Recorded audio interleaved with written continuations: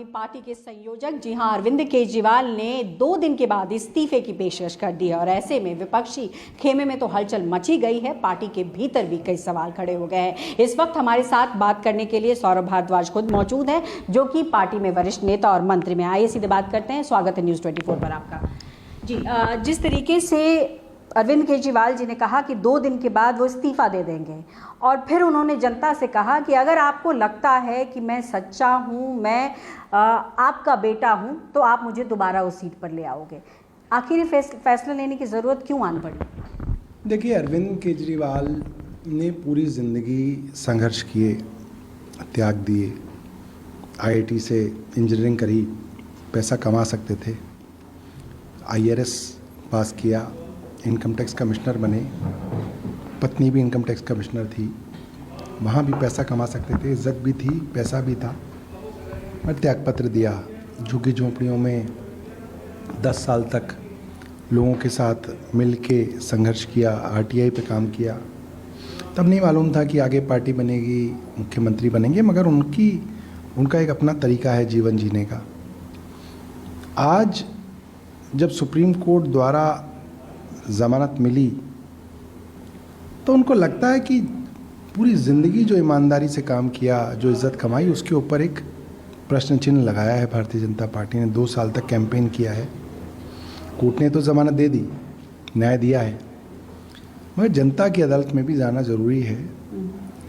जनता से पूछेंगे, अगर जनता को लगता है कि उनका बेटा अरविंद केजरीवाल ईमानदार रहा तो वो उनको वापस अपनी कुर्सी पे बिठाएगी, और अगर जनता को नहीं लगता, जनता को लगता है वो दोषी हैं, तो नहीं बिठाएगी। इसलिए जो है फैसला किया गया कि वो मुख्यमंत्री की कुर्सी पे नहीं बैठेंगे।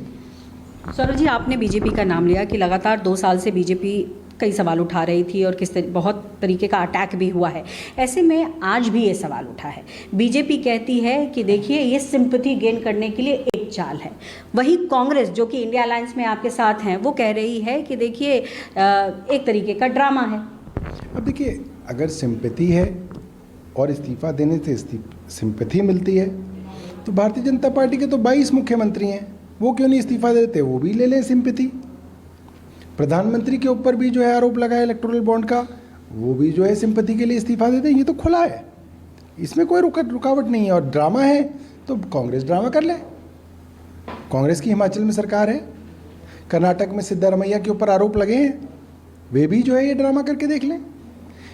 इस काम को करने के लिए आपका एक बहुत स्ट्रॉन्ग कैरेक्टर होना ज़रूरी है, आपका विश्वास खुद पर और अपनी जनता पर होना ज़रूरी है, वरना ये रिस्क जो है ये आदमी जीवन में कभी नहीं लेता। और अरविंद केजरीवाल वो आदमी है जो ये रिस्क दूसरी बार ले रहे हैं इस्तीफा देने का, और जनता के कोर्ट में जा रहे हैं, जनता की अदालत में जा रहे हैं।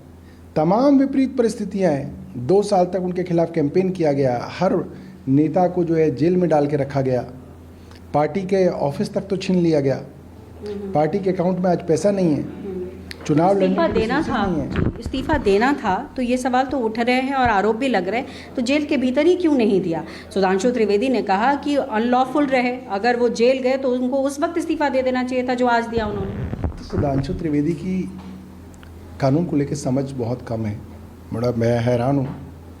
वो मुख्यमंत्री को सजायाफ्ता कह रहे हैं। सजायाफ्ता मतलब कन्विक्टेड होता है जिसको कोर्ट ने सजा सुनाई हो। अभी तक तो इनका मुकदमा शुरू ही नहीं हुआ, ट्रायल ही शुरू नहीं हुआ, सजायाफ्ता कैसे हो गए वो? और कानून में अगर कोई प्रावधान होता तो भारतीय जनता पार्टी वाले तो कई बार गए, जो है अलग अलग लोगों को इन्होंने हाई कोर्ट भेजा कि उनको हटाया जाए। हाई कोर्ट ने बोला नहीं, ऐसा कोई कानूनी प्रावधान नहीं है, वो तो लॉफुली रहे। और इनके तमाम षड्यंत्रों के बाद भी 6 महीने तक सरकार चलाई। इन्होंने बोला नहीं चलेगी, हमने बोला चलेगी, और चलाई। और मुख्यमंत्री ने बार बार कहा कि आज मैं अगर इस्तीफा दे दूंगा तो ये दिल्ली में मेरी सरकार गिराएंगे, पंजाब में मेरी सरकार गिराएंगे, पीछे से पार्टी में तोड़फोड़ करेंगे, सब कुछ खत्म कर देंगे। और आज मुख्यमंत्री इस्तीफा दे देते तो कल को इन्होंने तो सब पे मुकदमे कर रखे हैं। सिद्धारमैया पे मुकदमे हैं, पिनराई विजयन के ऊपर मुकदमे हैं, वेस्ट बंगाल में ममता बनर्जी पे मुकदमे हैं।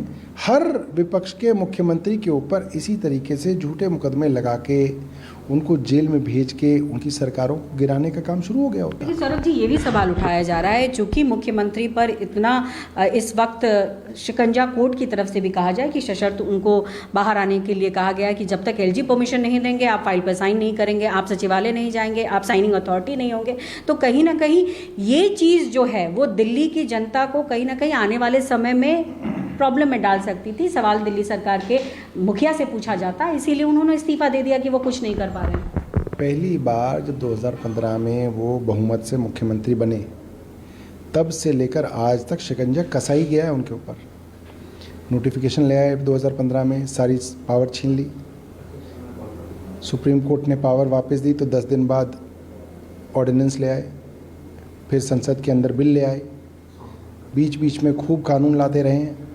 और अरविंद केजरीवाल ने तमाम बंदिशों के बावजूद, सारी पावर छीनने के बावजूद दिल्ली के लोगों को मुफ्त बिजली दी, 24 घंटे बिजली दी, मुफ्त पानी दिया, अनऑथराइज कॉलोनियों में सड़कें बनवाई, पानी और सीवर की लाइनें डलाई, सीवर ट्रीटमेंट प्लांट बनवाए, अच्छे मोहल्ला क्लिनिक बनवाए, इलाज दिया, स्कूल दिए, महिलाओं को मुफ्त जो है बस के अंदर यात्रा दी, बुजुर्गों को मुफ्त तीर्थ यात्रा दी। क्या कुछ नहीं किया उन्होंने।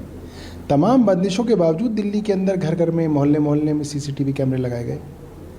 तो अरविंद केजरीवाल तो बंदिशों में काम कर सकते हैं, उनको आदत है इस चीज़ की। और जब 6 महीने जेल में सरकार चल गई तो बाहर तो सरकार चलने में कोई रोक सकता ही नहीं है।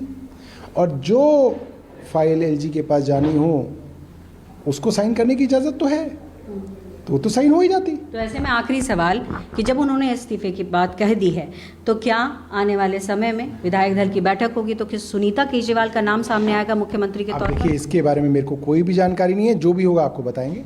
बहुत बहुत शुक्रिया हमसे बात करने के लिए। तो ये थे सौरभ भारद्वाज, जिन्होंने सारे मुद्दे पर हमसे बात की। साफ तौर पर इस वक्त जो है वो इस बात को लेकर क्लियर नहीं है कि आने वाले समय में कौन हो सकता है मुख्यमंत्री, लेकिन ये ज़रूर है कि विधायक दल की बैठक के बाद ये ज़रूर फैसला लिया जाएगा कि दिल्ली का सीएम कौन होगा। कैमरा पर्सन कलिकांत झा के साथ पल्लवी झा, दिल्ली न्यूज़ 24।